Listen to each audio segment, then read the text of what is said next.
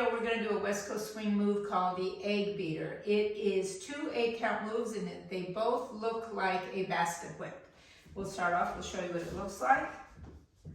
1, 2, 3, and 4, 5, 6, 7, and 8. 1, 2, 3, and 4, 5, 6, 7, and 8. We'll show you from another direction, and then Dick will tell you some pointers.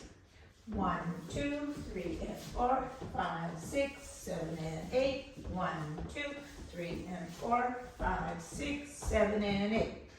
So Dick's going to show you some pointers to start with. We'll do it from here. Okay, leaders, I start with 2 hands. I go into a basket first. 1, 2, 3, and 4.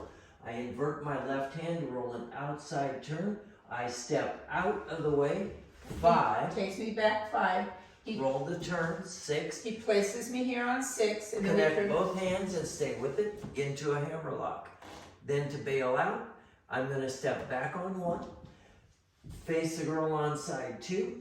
I'm going to roll into a 2-hand cutter and then walk it back out.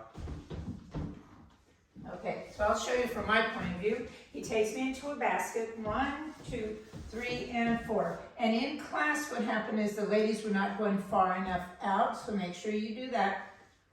I'll start that over. So it's like the basket whip. You go 1, 2, forward and back. He inverted his hand right here. He's going to take me down the line on 5. He's going to place me here on 6. Now I'm going to step forward and turn on 7 and 8. We're in hammerlock position right now. And go ahead. And then I'll step back. Here's my 2. He's going to give me a spin right in place. 3 and 4. I step back a teeny bit. 5, 6, 7, and 8.